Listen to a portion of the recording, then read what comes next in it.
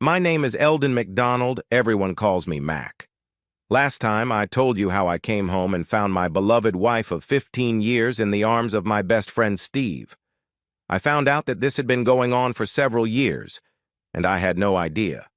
To make matters worse, I learned that my youngest son was not my biological child, but Steve's son. Without thinking twice, I reacted in the way I thought was most appropriate.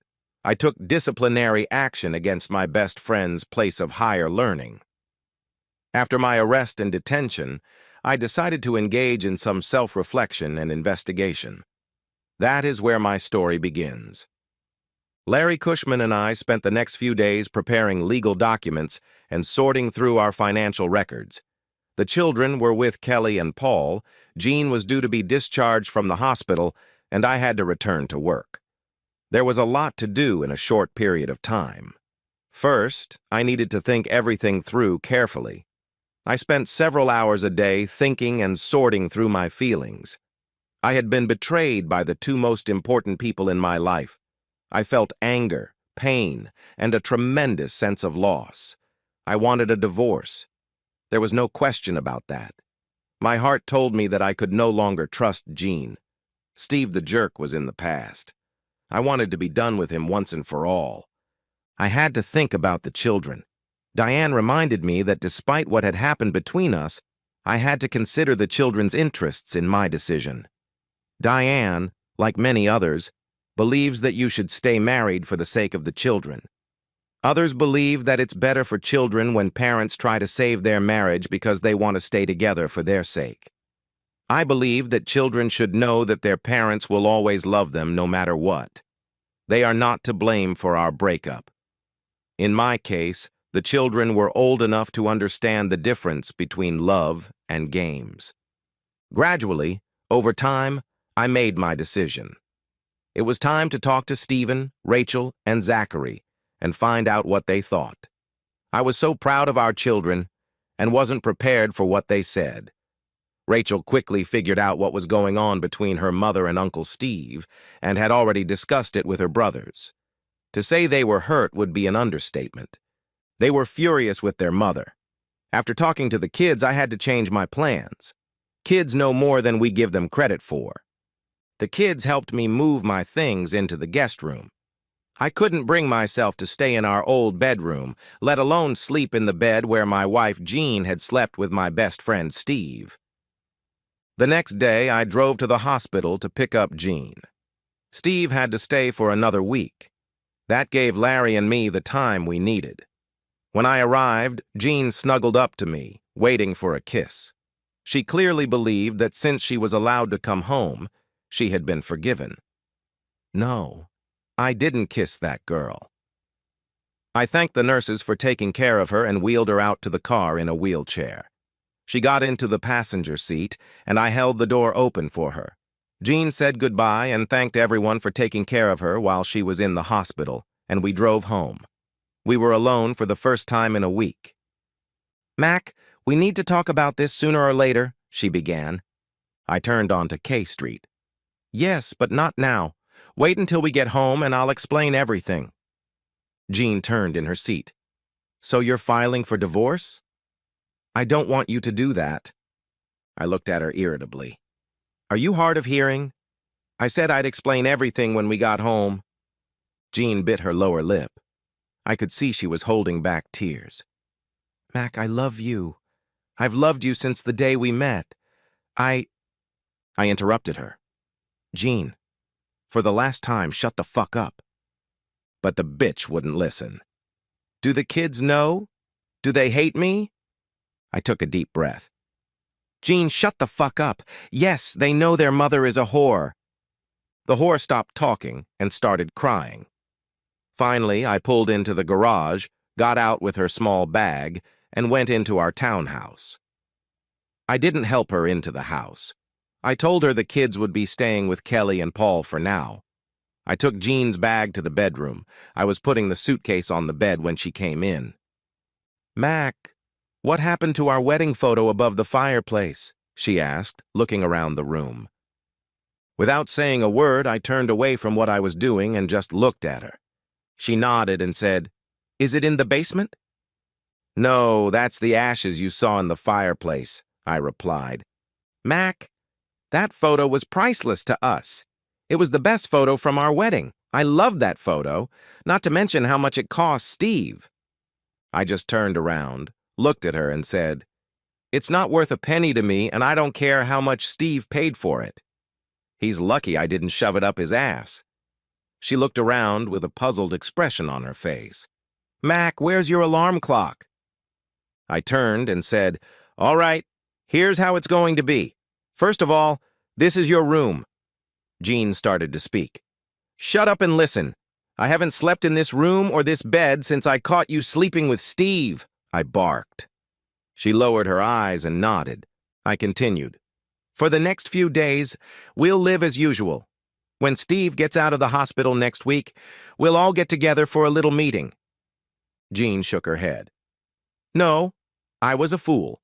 I know he was your friend and that we did the wrong thing. I love you. I was stupid. But Steve pushed me, and I couldn't control myself. I don't want anything to do with Steve." "Well, that's too bad. You should have done something 10 years ago, shouldn't you?" "Yes, I know about Zachary." I had often read about it, but I never believed that color could disappear from a person's face. I was wrong. After that confession, Jean's face did indeed turn pale. "Mac, I don't know what to say." "Okay, don't say anything.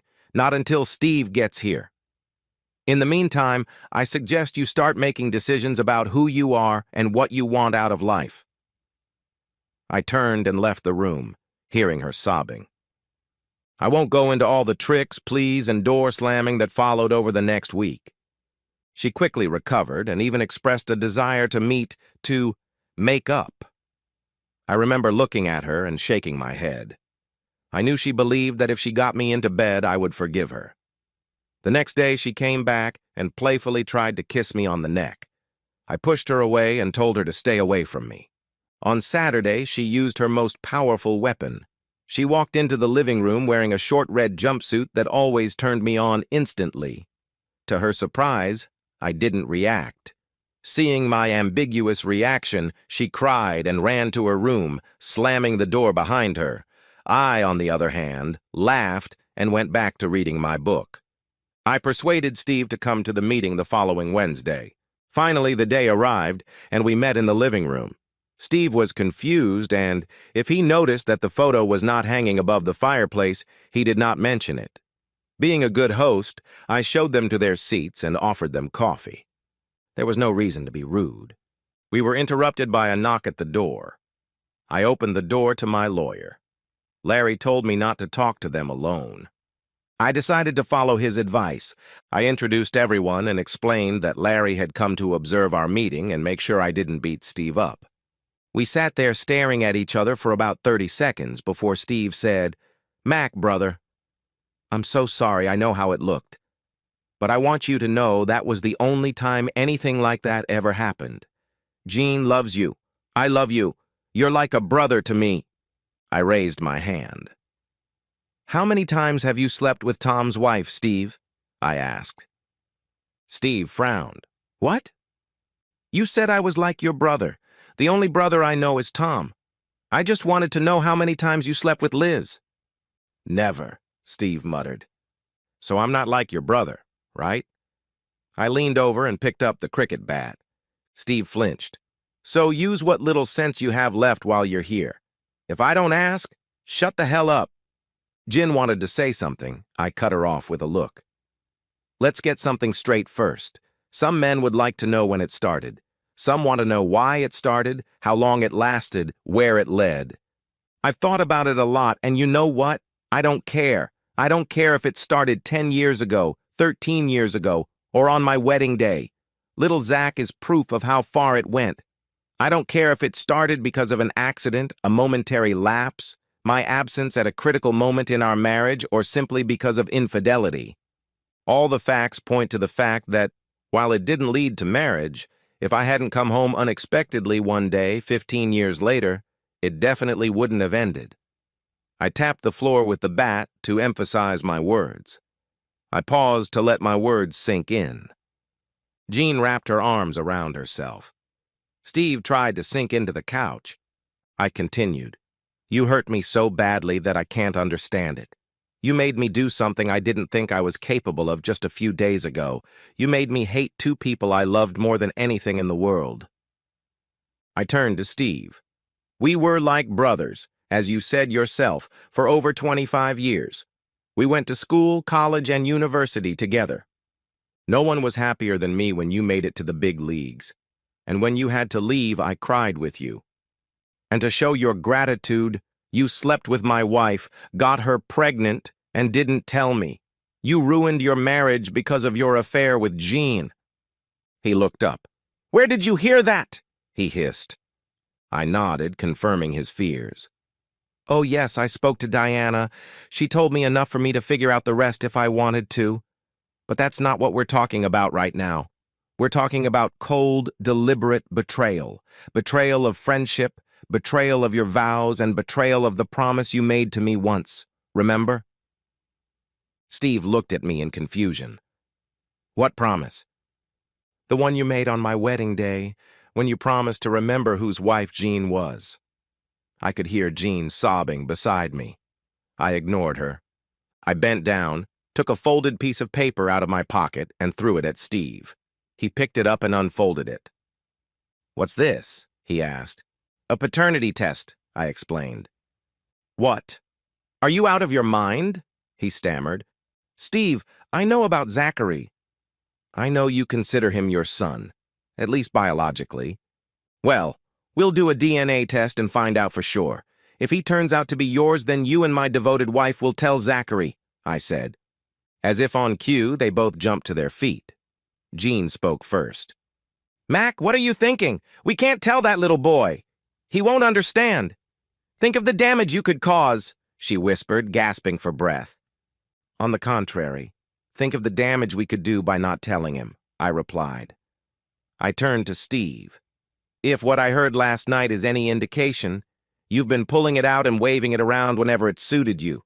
But that's in the past. There's no designated hitman here. It's time to act. Steve looked sad. Why, Mac? Why drag Zach into this? Yeah, what good will it do you to ruin Zach's life?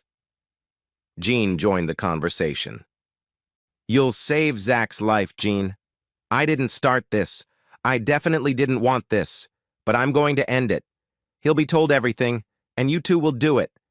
Let's not forget that you two got him into this when you forgot a few things. Like the fact that you were my wife and my best friend. Zach needs to live a life that isn't built on lies. Steve, there are good reasons for this, and your own life plays a big part in it. Why did you quit baseball? I asked. Steve looked uncomfortable. Medical reasons, you know. What medical reasons? Never mind, I'll tell him myself. High blood pressure and neurological disorders. But Diana told me something else. You were diagnosed with early-stage multiple sclerosis, weren't you, Steve? Steve was stunned. For the first time, I can honestly say he was completely speechless. I relished it. I searched in vain for a way to prolong the feeling, to keep it fresh. Finally, he asked, Diana told you? Yes. Isn't high blood pressure hereditary, Steve? Yes, it is, he replied, embarrassed. Jean stood up. You bastard! You knew and didn't say anything? I stood between her and Steve, more to prevent her from following my example and doing something stupid. You knew, she said to me. Is multiple sclerosis hereditary too? I shrugged. I don't know. We'll have to find out. In any case, it doesn't matter, Jean. But it explains why Zach needs to know if Steve is his biological father. I looked him in the eyes, staring intently. Shared genetic material doesn't make you his father, Steve. I'm his father. When he had measles, I stayed up all night nursing him. When he was afraid of monsters in the closet, I chased them away. Parenting skills aren't inherited. I took out a second sheet of paper and handed out copies to everyone. This letter is from the lab that did the DNA tests on the children and me. Yes, I had all 3 children tested. It says that I am the father of Stephen and Rachel, and that Zachary is their brother. However, I am not Zachary's biological father. Unless my promiscuous wife slept with someone other than you bastard, I'm sure the DNA test results will prove that you are Zach's donor. We also got tested for all STDs and HIV. So far, the results are negative. I took out another piece of paper and handed it to him. This is a restraining order. It forbids you from coming within 100 meters of me, my children, or my home. If you do, I'll have you thrown in jail. Actually, it protects you too, because if I see you too soon after you leave here, I don't know what I'll do. Steve stared at the paper in his hand as if it were a snake ready to strike. I looked at my watch. It takes effect in 5 minutes, so if you have anything to say it quickly. When we get the test results, we'll decide when and how to tell Zach.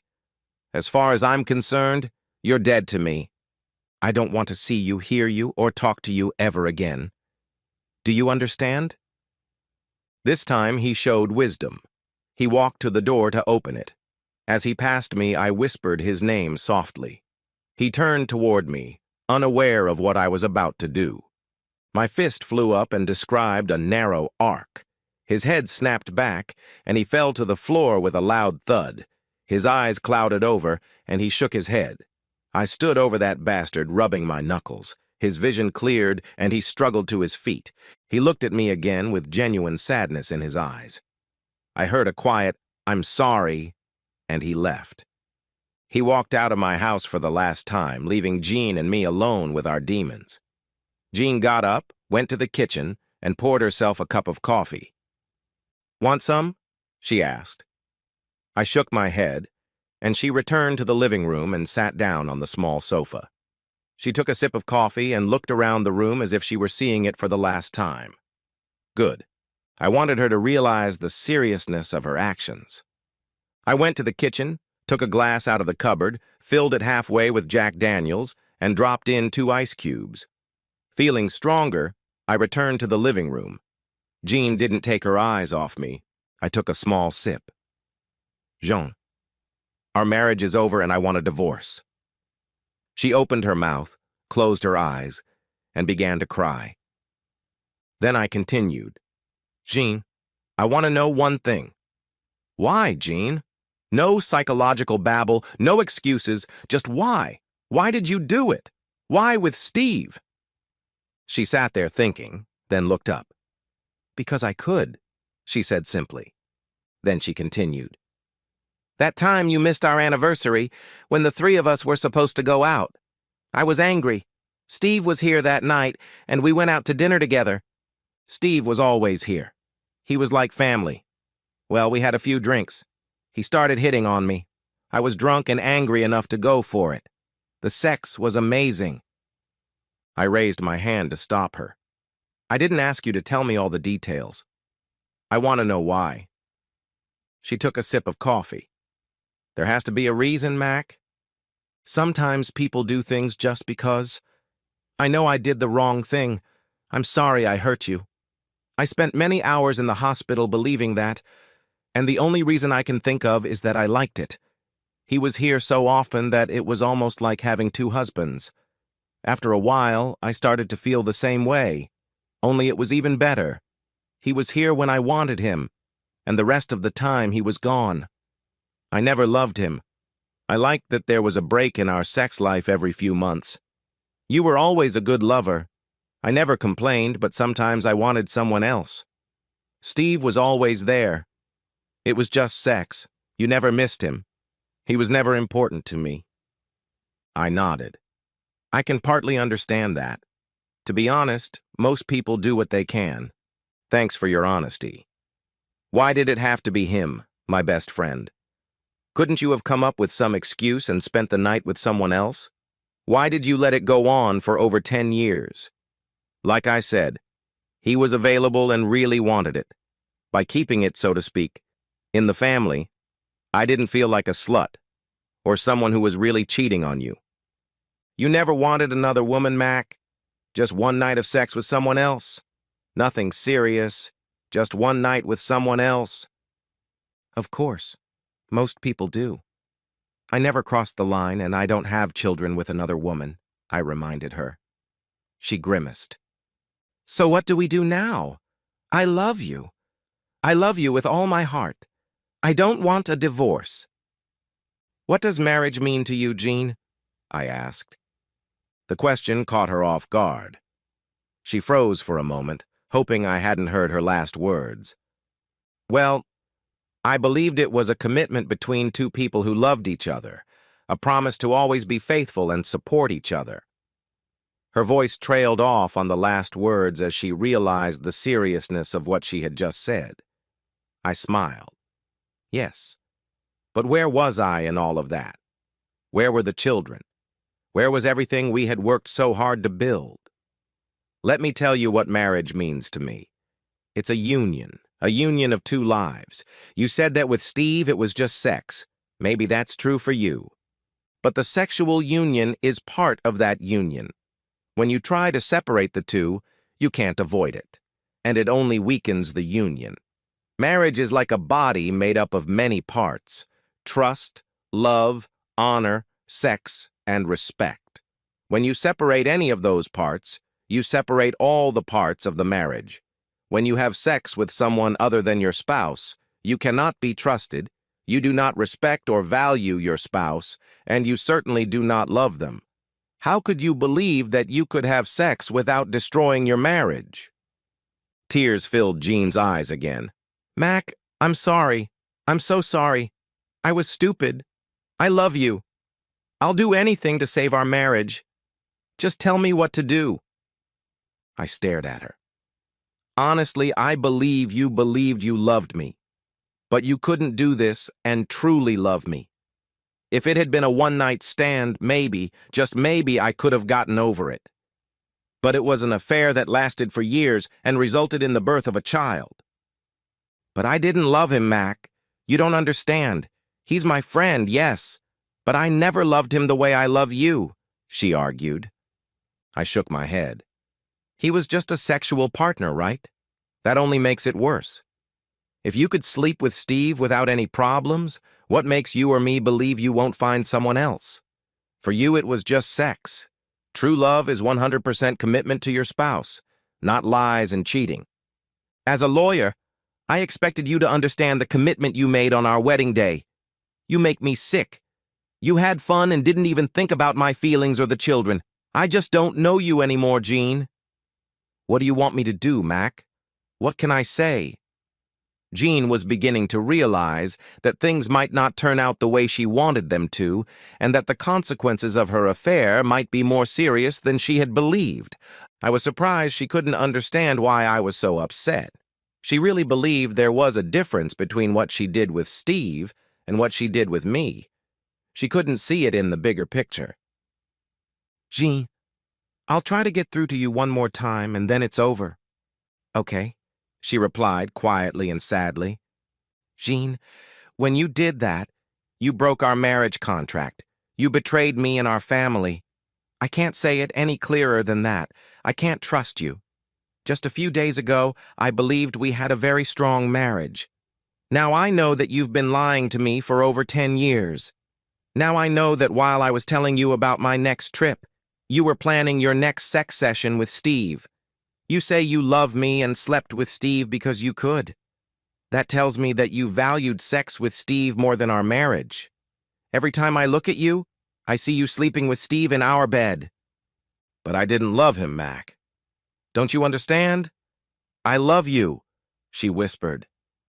I couldn't believe what I was hearing from this bitch. I sighed and said, Let's try to figure out how you understand love. First, you decided it was okay to sleep with Steve on our anniversary because you were upset that I was going on a business trip. The sex was great, so you kept sleeping with him. You have a child with him, but you didn't stop. Diane divorced Steve because of your affair, and you still didn't stop sleeping with him. You continued sleeping with Steve for over 10 years while I was on business trips. What's worse, you didn't take time off to be with me, the husband you love, but instead planned time to sleep with Steve, your lover. You call that love? I call it abuse. I can live without that kind of love, I shouted. Gathering my strength, I said, What you and Steve have done to me and our family. It turns out that most of our friends knew about you and that jerk, and I and the kids were kept in the dark. I'll find new friends, because none of our friends told me you were a lying, cheating bitch. You and your lover slept in our marriage bed while our children slept in their beds at the end of the hall. You make me sick. Who are you? You're a lying, cheating bitch. That stupid bitch asked again, "What do you want me to do, Mac? What can I say or do to save our marriage? I don't want to lose you." I gave her the most threatening look and said, "There's nothing you can do to save our marriage, but you better find a way to save your relationship with the kids. The kids and I have had a serious talk about you." She collapsed on the floor in a fetal position when I told her that Stephen wanted to be called Trevor. He also wanted to know how to legally change his name. He had told his teachers, grandparents, and friends that his name was now Trevor. She looked stunned. She stood up and said she wouldn't divorce me and wanted us to continue living as a family. I stood up, laughed in her face, and said, "There's no way in hell I'm going to continue living in a marriage with a lying, cheating bitch." This led to a very unpleasant argument between us, which got us nowhere. It ended with me telling her to shut up and listen. I told her that we were getting divorced, amicably or not, but we were getting divorced. I told her that I would give her two options, and she could choose one. Then I told her about meeting with the kids. I told them that I was going to convert the basement into an apartment for their mother so they could see her whenever they wanted. They didn't like that idea at all. They were sad, angry, and embarrassed that their friends knew everything about their mother. They wanted to move. I am very proud of my children, including Zach. They wanted to stay with me, so we decided to move to a new house and start over. Jean really cried when she heard that the children wanted to move with me. I rented a 4-bedroom house in a different school district. When the kids found out what was really going on and their friends found out about your affair, we decided we needed to start over where no one knew us. The movers are coming tomorrow morning to take their things to the new house.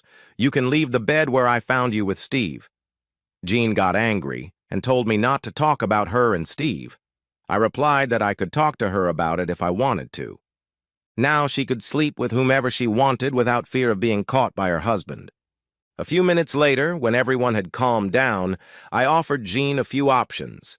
We would split everything in half, I would take the children, and the reason for the divorce would be irreconcilable differences. She would pay monthly for their college education. I told her I wouldn't take the children away from her, but they wouldn't sleep over or visit when she had men over. She would be responsible for the mortgage payments if she didn't want to sell the house, in which case the proceeds would be split 50-50. She would also be responsible for her BMW. That was the easy option. Or we could go the hard route, which is what I wanted.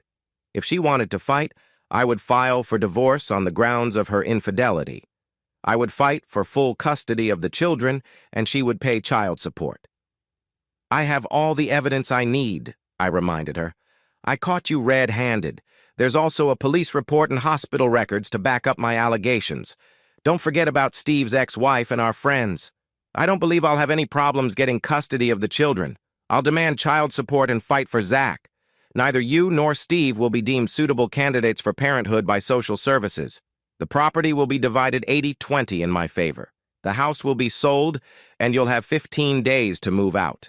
Again, I won't stop you from seeing the kids, but they won't stay overnight or come over when there are men in the house." One of the conditions she hated was that she had to change her last name back to her maiden name, Simmons. I didn't want her to have the same last name as my kids. I know it was childish, but I didn't care. Larry and I went to the local pub for a drink, leaving Jean alone. I wanted her to think carefully about what she had lost and what she might lose. For several weeks, that jerk tried to call me and make amends. I didn't talk to him. I reported his calls to the police. Finally, he got the message. It's been 4 years now, and Jean has taken the easy way out. We sold the house, and Jean moved into a 2-bedroom apartment. When she sees me, she still says how sorry she is for everything that happened. I still don't believe she understands the pain she caused me and the children. The kids and I are still in therapy. We are moving on. Trevor is 17 and a senior in high school. He has been accepted to the University of Virginia and is looking forward to starting college. Rachel is 15 and a senior in high school. She is ready to start dating, not to mention getting her driver's license. Zach is a 14-year-old freshman in high school who is very involved in sports.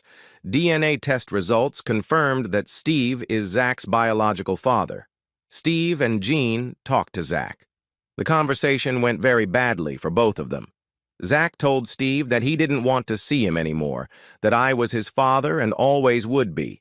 Larry arranged with Steve for me to adopt Zach, and he is looking forward to his sophomore year of high school. The children have reconnected with their mother. She attends all of their school and community events. When the children want to visit their mother, they get in Trevor's car and drive to her house. They usually visit her twice a week. I started dating about 6 months after my divorce and couldn't believe how many women were interested in me. I guess word got around that I respected my marriage vows and was a faithful husband. My kids and friends keep setting me up, so maybe I'll find someone. When I do find her, you can be sure we'll discuss what marriage means to each of us. Right now, raising 3 teenagers is a full-time job. I was told that Jean and Steve broke up after we met. I guess it was fun and exciting to have sex behind my back. The press found out about the restraining order against Steve, and for weeks he and Jean were ridiculed in the newspapers. A former famous baseball player and federal government lawyer caught in bed by her husband breaking up a 15-year marriage. What a great story. I don't know anything about her personal life, and I don't want to know.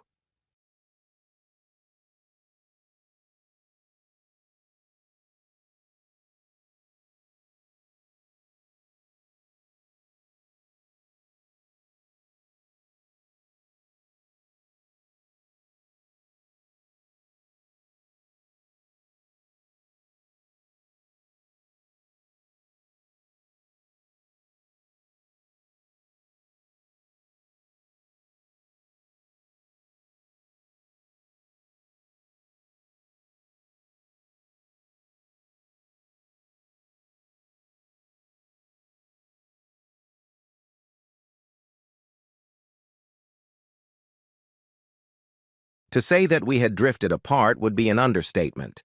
Our 2 children had graduated from college and found jobs on opposite sides of the country. Beth was a teacher in Oklahoma, and Jeff worked for a software development company in Denver. Our nest was empty. My wife, Bonnie, compensated by focusing more on her work. She worked at an advertising firm and had advanced well, and with her new position came new responsibilities. I sold cement. It was a time when jobs were not plentiful, but construction was booming and equipment was in short supply.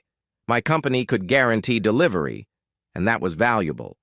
Then I hit the jackpot. By the end of the spring, I had sold almost everything I had planned for the year. I made more money than I ever had, and I worked less.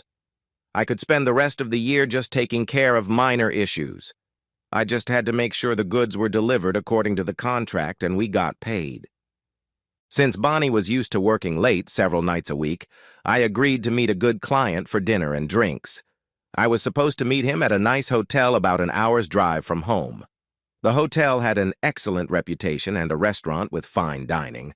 I arrived half an hour early, and as I pulled into the parking lot, I saw a Ford Explorer, just like Bonnie's. I know that about 10 million of them are sold every year. There's nothing unusual about seeing the same model. But then I saw a yellow arrow on the left rear tire. I drew it myself. When I was looking for a puncture in the tire and thought I had found it, I made a mark to show it to the guy at the tire shop. In fact, it turned out to be a bad valve, but the mark on the tire remained. I knew that Bonnie might also treat customers to lunch. I considered my options. If she was working with a customer, it would probably be better if I stayed out of the way. From my sales experience, I knew that the fewer distractions or additions to a sales pitch, the better. I went to the lunchroom and peeked out the door, so I was sure I would see everyone before they saw me. Bonnie wasn't in the room. The hostess approached, and as I gave her my name, I saw Bonnie and her colleague emerge from the elevator, holding hands. I had met this guy a few times. I knew he was about my age, married, had a couple of kids, and was going bald. I must have been watching the couple sit down in a small booth by the bar. The hostess patted me on the shoulder and asked if I would follow her to my table. When the stars and planets align, coincidences are endless. I was shown to my table very close to where Bonnie and Clyde were sitting. The dining room was separated from the bar by some kind of intricate lattice work, which didn't prevent us from eavesdropping on the conversation. "Let's hurry up and grab a bite to eat," said Romeo. "I want to ride you one more time before we leave." I remembered his name. It was Robert James, the guy with two names. He lived in the town next to ours. His wife was a mouse-like woman, 10 years younger than him. Their children were very young. I met her once at a company Christmas party, and I remembered that I hadn't seen her at the party last Christmas. Right, he was hitting on Bonnie then. At the time, I was just having fun and not playing Sherlock Holmes, although I should have been. "Bob, you're so excited!" Bonnie laughed. "Where do you get all your energy?" "I save it for you. Katie's always tired. She's quite happy that we hardly ever have sex. In fact, she even seems grateful when I come home late and just go to bed." "Does your husband try to please you?" he asked. "Brian hasn't made love to me in weeks. In fact, not since we started coming here. It's not that he's not interested, but I've been getting everything I need from you. I don't want him to find any traces of you on me. To him, I'm too busy and too tired. He understands that." "Well, his loss is my gain," the guy grinned. "I won't refuse Brian if he insists," Bonnie replied. "After all, he's my husband. I'll just talk him out of it. He's very considerate and won't pressure me. I can keep him at bay for a while." "That turns me on so much, Bonnie. When he finally gets lucky, you'll tell me all about it, right?" insisted the miserable bastard. "It's a deal, Bob. I'll take notes so I can tell you every detail," Bonnie agreed. I heard everything I wanted to hear, and even some things I didn't want to hear. I knew Bonnie had been extremely busy lately, but I never suspected she was cheating on me. I sat there thinking about all the ways our lives were intertwined. We were financial partners. We had 2 children. She was my confidant and advisor. It never occurred to me that her suggestions and advice were anything less than sincere and in my best interest. We were lovers. Well, at least we used to be. I had a lot to rethink. Fortunately, they quickly ate their sandwiches and returned to their room before my client arrived. He was a loud guy and would have given away my presence if Bonnie was still sitting behind bars. Even after my lunch and negotiations, I was home before Bonnie. I decided not to tell her that I knew about her game. I had to think everything through and decide what was best for me. I realized that for the first time in many years, I had to make some pretty dramatic decisions without Bonnie's advice. It was clear that I had to think about creating a life for myself in which she no longer had a place. I needed to learn more about myself and what I needed to be happy. It was almost 10 o'clock when Bonnie came home. By that time, I was watching TV and feeling very sorry for myself. Why should I sit at home while she was out having the time of her life? I needed to work on my life. "Hi, honey," she greeted me, kissing me on the cheek. I realized that a kiss was much more than I wanted from her. I'm not the kind of guy who's willing to share his woman, at least not willingly. Since she had slept with another guy, I no longer felt that she was mine. I also didn't feel her devotion or loyalty to me. The connection was broken. It made me sad. I couldn't deny it. She told me about her difficult day and went to bed. I sat in front of the TV, trying to decide if I should try to get revenge, and if so, how. I pondered this until late into the night. I finally admitted to myself that she had been my wife, partner, and lover for too long to try to hurt her. We had 2 children. She was their mother. She had taken care of her needs. I needed to focus on mine. After many years of marriage and raising children, I had become accustomed to putting my needs last. Now it was more important that I take care of myself and take steps to make my life what it should be. Focusing on revenge would be a waste of my effort and time. My happy life would be the best revenge. I didn't sleep much that night. The next day, I got up early. I left the house before Bonnie got out of bed. I really didn't have the heart to see or hear her. The problem was, where should I go? I didn't even know that many places were open at 6 in the morning. Driving down a street, I saw several cars in a parking lot, and it wasn't a donut shop. I looked at the sign above the door and saw that it was a gym. On a whim, I stopped and looked around. The girl told me it was open from 5 in the morning until 11 at night. I thought this would give me a chance to come here and avoid Bonnie most of the time. I signed up. I went to work feeling a little better than I had since seeing Bonnie with her stupid boyfriend.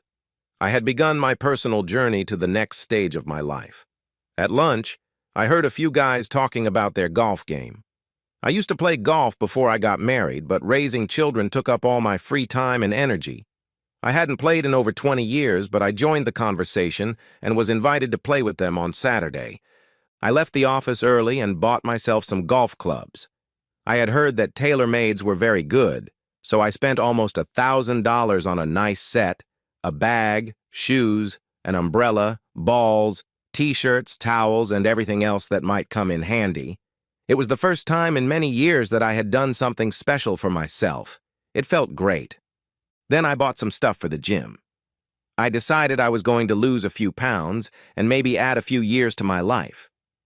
If I ever went on a date again, I needed to look my best.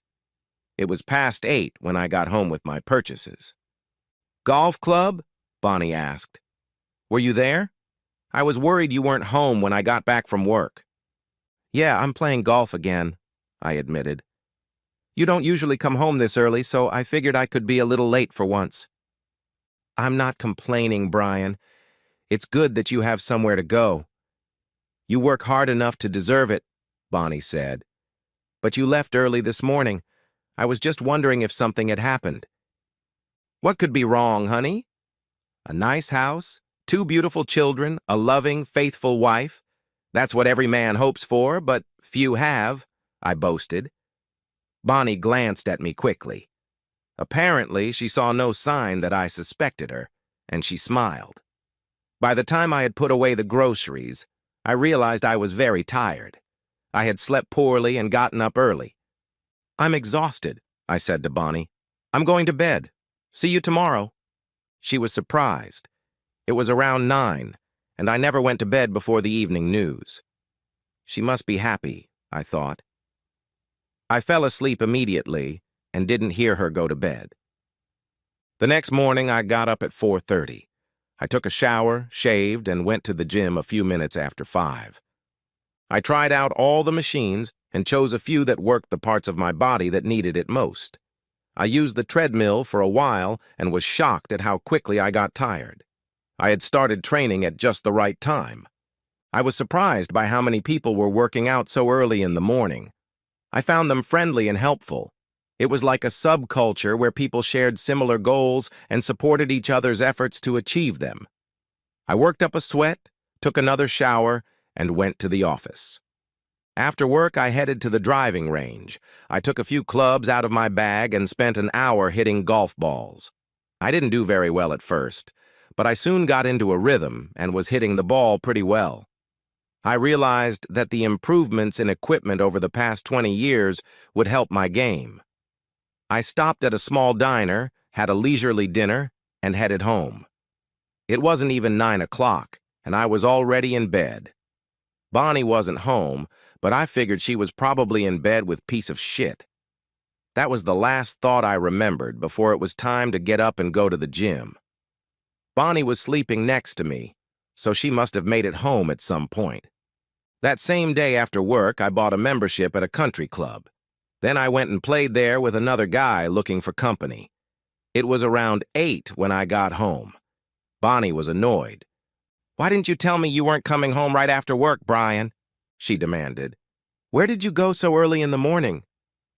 "Did you check the answering machine, Bonnie?" "I left you a message, just like you always do," I replied. "I go to the gym on 5th Avenue in the morning. I've gotten too flabby." I realized she felt stupid for not even thinking to check the message. The shoe was on the other foot.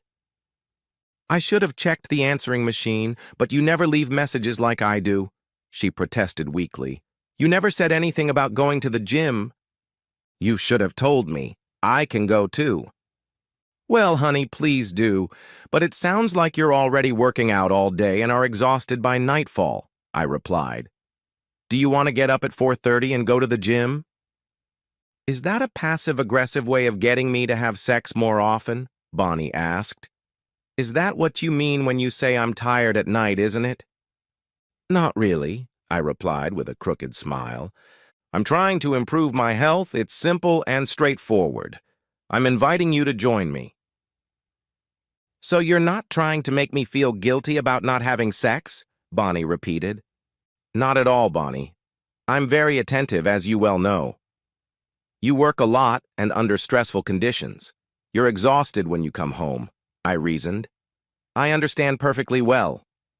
Well, okay, Brian. I had a pretty good day today, and I'm not that tired tonight, if you know what I mean. She smiled shyly. The thought of making love to her made me feel sick. I would rather go without sex than get leftovers. Well, that's great. I got up early, worked out, and played golf. I'm literally exhausted today. I'm going to hit the hay, I told her. Bonnie was stunned. In all the years we had been together, she had always decided when we would have sex. I had never refused when she offered. She assumed I would be thrilled with whatever she threw my way. I left her standing there speechless, and I felt like I was finally in control of my life.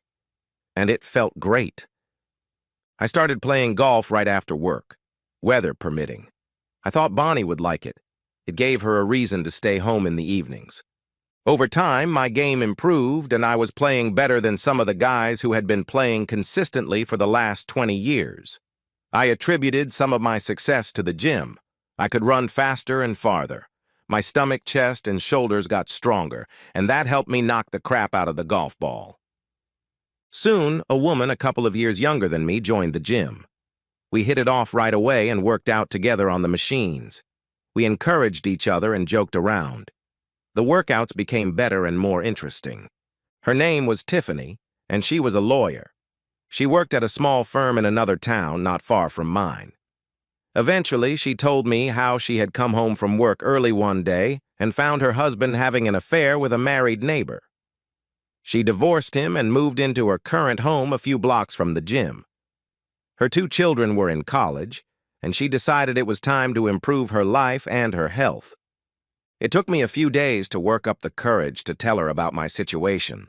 She listened and didn't express an opinion. She just nodded, as if it were old news. Bonnie started complaining that I was playing golf late and going to the gym early. I don't think it really bothered her, well, except that she was worried that I was happy and enjoying life. She wanted a monopoly on happiness, and I think she felt like she was losing control over me. We've only had dinner together a few times this past month, she said one evening when I came home after dark. You spend every evening playing golf, unless it's pouring rain. How about we have dinner together every evening next week? I suggested. It doesn't have to be every night, Brian, she held back. We could just plan one night. I have to work late anyway. I see. You want me to take a break from golf on one night of your choosing. Then let's plan for Tuesday night. Will that work? I never know in advance. It varies. I have several important clients I'm working with, she pouted. Bonnie, you don't want to commit to a specific evening, but you want me to sit around and wait for a window in your schedule so we can have dinner together. My time and hobbies are important to me. I'm not going to sit around again waiting for you to find time for me. You play, and I work, Bonnie insisted. There's a difference, isn't there? She might as well have picked up a baseball bat and smacked me over the head. She really believed I was so damn stupid that I would feel guilty because she worked so hard. She works with Bob, and I'm supposed to feel guilty. It was becoming abundantly clear that I was on the right track when I decided to build a life for myself. I even began to rethink my attitude toward revenge. Here's what I'll do, Bonnie. The next time it rains, cats and dogs, and you don't have to work, we'll have dinner together, I agreed. Well, thank you very much. I hate to ruin a good game of golf, she said angrily. Good girl. We'll do that, I agreed. Are you seeing someone, Brian? You've been acting strange lately, Bonnie remarked. Suddenly going to the gym and getting into golf after so many years? It seems suspicious. Bonnie, don't be silly. It's no more suspicious than when you suddenly needed to work so much in the evenings after all these years of routine, isn't it? I asked. I didn't complain or accuse you of seeing some guy, did I? Bonnie blushed and stormed out of the room. The next morning, I was walking on the treadmill next to Tiffany. We were walking fast, and I didn't realize anyone else was in the gym until I heard my name. Brian, who's your girlfriend? Demanded a voice that could be heard over the noise of the exercise machines. I stopped the treadmill. Hey, Bonnie, decided to join me? I greeted her with a big smile. No, damn it. I want to know who that woman is, Bonnie growled. Tiffany also heard Bonnie and stopped the treadmill. She walked over to where Bonnie and I were standing. Hi, I'm Tiffany Blount, she said, holding out her hand to Bonnie. Bonnie was suspicious but unsure. She was surprised by Tiffany's openness. A woman involved in an affair wouldn't be so friendly. Surely Bonnie must know all about it. She slowly took Tiffany's hand in hers and shook it. Hi, Tiffany, my wife replied. I'm Bonnie, Brian's wife. We've been married for 25 years. Do you work with Brian? No, we just work out at the same gym, that's all. I'm a lawyer. I don't even know what Brian does. Are you going to the gym, Bonnie? Tiffany asked. That would be nice. To be honest, I've been thinking about it. I just don't like getting up so early, Bonnie replied reluctantly. That was just great. Now Bonnie was thinking about invading my new life too. I didn't see how that could be good for me. I was about to object, but realized it would be a tactical mistake. Bonnie would never get up that early to babysit me. Her approach was to make me quit. It would be much easier to keep track of me if I was asleep in bed. So, why did you get up so early? I asked. Is something wrong? No, I just needed to get to work early today, so I figured I'd stop by and see what was going on, Bonnie offered her version.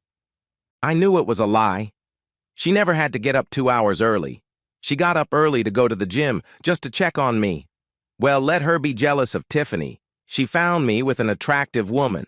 Bonnie would understand everything just fine. Although if she had looked around, she would have noticed several other fit and beautiful women at the gym. I was amused that Bonnie was so against me enjoying life in any way. Why was she jealous of me? She denied me sex at the request of her lover. What did she really want? I wonder if she even knew. I wasn't doing anything wrong, and I didn't care. I was starting to get my life together, and I liked it. Bonnie talked to me about nothing for a few minutes, then left. I returned to my treadmill where Tiffany was waiting for me. She thinks you're up to something, Brian. It was obvious she was checking out the gym, you, me, and all the other women here, Tiffany said. People always project their behavior onto others. If they cheat, they assume others cheat. Your wife doesn't trust you at all. It's ironic, but very typical. My husband was always jealous of me, for no reason. He was unfaithful, so he thought I must be unfaithful too. I thought about what Tiffany said for the rest of the day. I left work early to play 18 holes of golf.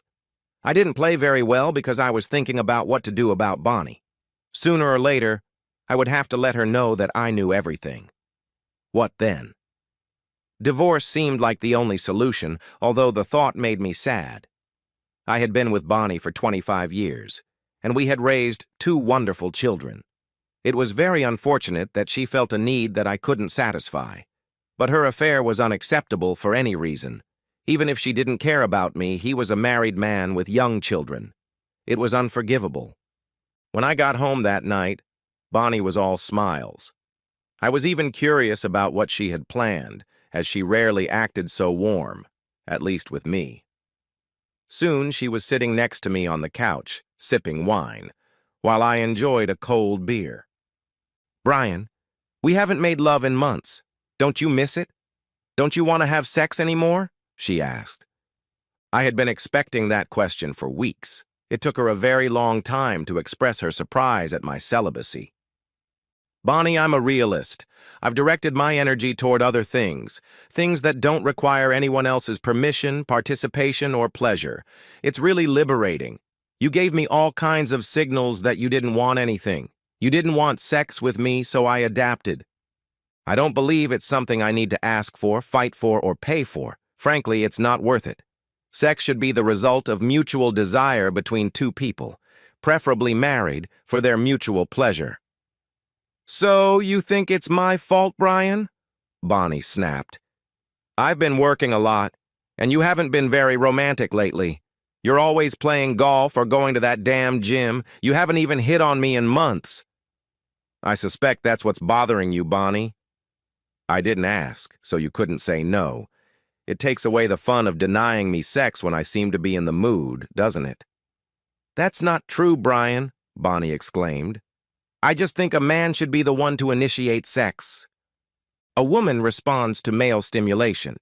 If you don't get a woman in the mood, she won't want to make love. Well, there shouldn't be a problem if that's the case. You won't feel ready for sex until I run a marathon, wash the car, mow the lawn, and find a cure for cancer. Until I stand on my head, damn it, it's just not going to happen. Since you don't feel like having sex and I don't feel like having sex, we're both happy vacationers, aren't we? Now Bonnie was really stuck. She was trying to make me want to have sex with her. She didn't tell me she was horny, but she wanted me to sleep with her. She wanted me to be romantic so that I might or might not get her. The idea didn't appeal to me. The game wasn't exciting me anymore. If you don't want to have sex with me, Brian, I have to assume you're having an affair, she said. I'll burn you to the ground if you're having an affair. Keep that in mind. She made me angry. I couldn't believe she was such a hypocrite. She was having fun 2 or 3 times a week, and she was angry that I might think the same. What kind of logic was that? At that moment, I decided to get revenge. Here's what I'll do, Bonnie. To prove it to you, let's go to our lawyer and draw up a contract stating that if I ever cheat on you, you get the house and all our savings. If I'm such a terrible husband, I should suffer for my reckless actions, I suggested. That sounds like a man who's having an affair. I think you might be suggesting that just to throw me off the scent, Brian. I know how devious you are. I think I'll take you up on your offer, she agreed. All right, I replied. I'll call the lawyer tomorrow and set up an appointment. I'll tell him we want him to have the papers ready when we get there. Our marriage had no future. I knew I couldn't ignore Bonnie's infidelity any longer, but I hadn't been willing to take the steps necessary to end it. It took some time, but now I was ready to take the next step toward getting my life back. 3 days later, we arrived at the lawyer's office. I drove there from work, as did Bonnie. When I walked in, she was in the waiting room. I sat down next to her and smiled. A few minutes later, the secretary showed us into the lawyer's office. We exchanged the usual pleasantries and got down to business. I was curious to see Bonnie's reaction to this proposal. This is a little unusual, but it's certainly possible to do what you want, the lawyer began. I have a document that states that each of you will forfeit your right to the other's home, savings, or pension if you are found to have been unfaithful to your marriage vows. The aggrieved spouse receives a significant portion of the joint property. I watched as the lawyer's words sank in. Her smile faded and she looked worried. One of us? She asked. I thought that would happen if Brian cheated. Why did you include me? My instructions were to draft the document in this manner, Mrs. Myers. You want Mr. Myers to be solely responsible, not you? He asked. Yes, that's what I expected, Bonnie replied. What are you doing, Brian? I really don't see a problem, dear, I replied. You wanted something that would protect you if I messed up. It sounded like a good idea, and I thought it would be good for both of us. Is there some reason you can't sign this? Is something wrong? I was playing my best game. I even sounded sincere and unsuspecting to myself. Would she fall for it? I just didn't know I would be giving up my rights too, she replied. You mean you want me to give up my rights, as you call it? But you don't want to accept the same punishment yourself? I asked. Why are you so reluctant to sign this document, but so eager for me to sign it? Is there something I need to know? Now she was upset. I could see the thoughts racing through her mind. Like most unfaithful spouses, she truly believed she would never be caught and didn't want to arouse suspicion by refusing to sign what she wanted me to sign. Of course not, Brian, Bonnie assured me. I'll be happy to sign it. With one stroke of the pen, her fate was sealed. I quickly signed the agreement, and our lawyer signed as a witness and notarized the document. He promised to send us our copies, along with his bill, of course. Let's stop and grab a bite to eat, Bonnie, since we're already out of work, I suggested. We haven't had dinner together in ages. I can't tonight, Brian. I have to finish some contracts, Bonnie declined. I knew she was going to see her boyfriend, and it really annoyed me. I lost all doubts or feelings of remorse I had about the contract we had just signed. I was watching TV when Bonnie finally came in. I baited the hook and waited to see if she would take it. I need to go to Baltimore this weekend, Bonnie. A client has complained about the quality of our product, and I need to find out what the problem is and fix it, I told her. I'll leave Friday morning and be back Sunday afternoon. Is that okay? That's a lot of notice, Brian, Bonnie said. But if you have to go, you have to go. I'll just have a quiet weekend at home. I knew she was thrilled, but she knew not to show it. Why not act a little spoiled, as she was wont to do, and keep everything normal at the same time? On Friday evening, I quietly opened the door to our bedroom and entered the room. I reached out and flipped the light switch. Bonnie blinked at the sudden light and looked at me. Bob had his hands on her breasts. They were so surprised by the sudden intrusion that they didn't even stop hugging. Hi, Bonnie. How's it going, Bob? I asked rhetorically as I entered the room. Bonnie, I have something for you. Although actually this gentleman has something for you. The constable I had hired to deliver the divorce papers approached Bonnie and served her. I think he spent a little more time looking at Bob's hands, but that would only have been to my advantage if he had to testify in court. He nodded to Bonnie and left the room. Bonnie finally realized she was in a somewhat compromising position, climbed off Bob, and slid under the blanket with him. She tried to speak, but no words came out.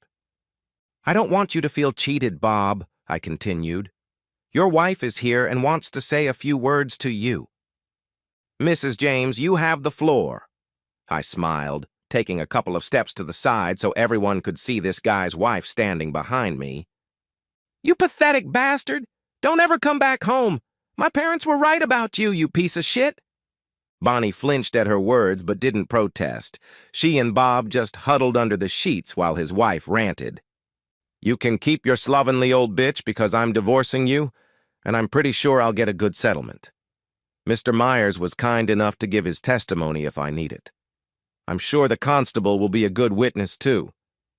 I promised Mr. Myers I'd keep this shit out of it, she practically giggled, pressing herself against the wall. That was my line, asshole, I interjected as I reached out and grabbed Bob's thin hair. We have a little problem here, I said calmly. There's a man in my house, in my bed, and in my wife. And it's not me.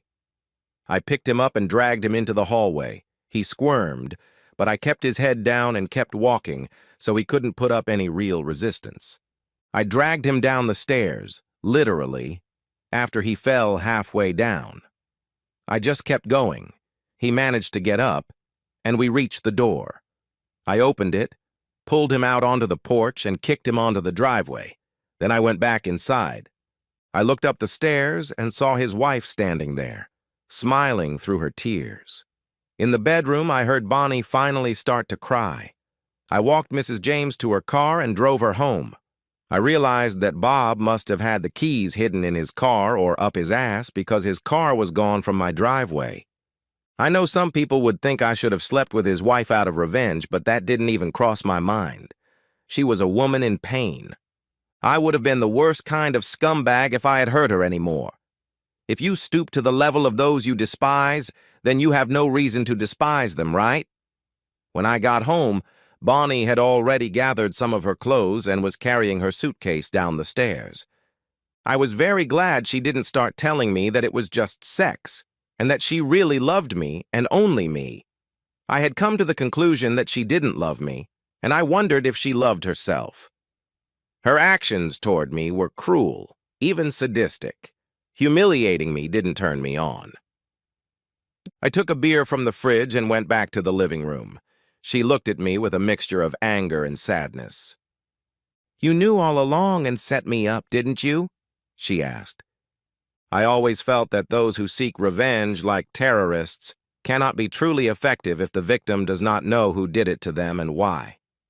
"You were always smart, Bonnie. Don't let the door hit you in the ass on your way out." I nodded at her and opened the cold beer.